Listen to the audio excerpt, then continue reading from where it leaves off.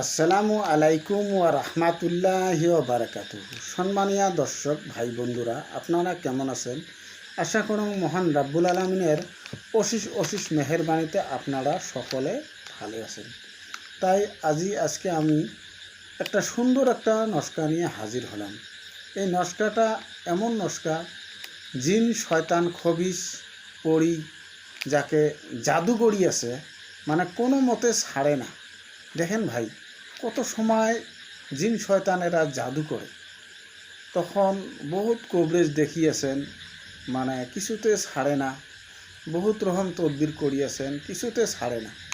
যদি আজকের এই নকশাটা যদি আপনারা নিজে লেখিয়ে, আমি যেভাবে বলবো সেভাবে যদি লেখিয়ে আপনারা গলাত লাগান, আল্লাহ রহম করলে আপনারা জিন শয়তানের জাদুর থেকে রক্ষা পাবেন। আল্লাহ যে কোনো মুসিবতর থাকি আপনারা রক্ষা পাওয়া যাবেন। তাই কিভাবে এই নস্কাটা আপনারা লিখবেন দেখেন ভাই। এই নস্কাটা আপনারা একটি বানাবেন। ধরো এই ধরনের মাটি আছে, এই ধরনের মাটির সরার মধ্যে একটি নস্কা লিখবেন। লিখিয়ে যাকে যা জিন শয়তান যাকে মানে জাদুকরি আছে, মানে জাদু করলে আপনার দেহ অস্থির হয়ে যাবে, বিভিন্ন ধরনের মানে ক্ষতি প্রয়োজন হবে। তা একটি নস্কা আপনারা এই সরার মধ্যে লিখবেন। লিখিয়ে জাফরান কালি মেশকো দিয়ে আপনারা এই সরার মধ্যে ভালোভাবে পবিত্র হয়ে লিখিবেন। লিখিয়ে এই নস্কাটা আপনারা পানি দিয়ে ধুবেন, ধুয়ে আপনারা খাইয়ে দেবেন। তারপরে আরেকটি নস্কা আপনারা লিখবেন, লিখি আপনারা নিজের গালাতে রাখবেন। আর আরেকটি নস্কা আপনারা লিখিয়ে হাতে বাঁধবেন।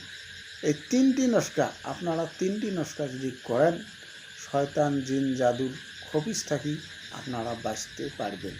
দেখেন কত সময় মানে বিভিন্ন রূপে জাদুকরি থাকে, আপনারা টের পান না, ডাক্তারের কাছে যান, রোগ ধরা পায় না। সেরকম হলে আপনারা এই একটি এই সরার মধ্যে লিখবেন, লিখিয়ে পানি দিয়ে ধুয়ে খাবেন, আর একটি আপনার গালাত দিবেন, আরেকটি আপনাদের হাতে লাগাবেন।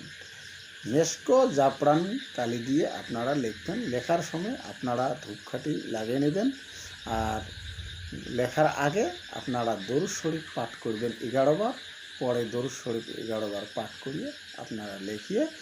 আর একটি কাজ করবেন, যে কোনো সৎকা দোয়া লাগে ফকির মিসকিনক আপনারা 11 টাকা দিয়ে দেন। আল্লাহ রহম করলে আপনার মুসিবত কাটিয়ে যাবে, জিন শয়তানের জাদু থেকে আপনারা বাঁচতে পারবেন। তাই আজকের আলোচনা এইখানেতে শেষ দিলাম। খোদা হাফেজ।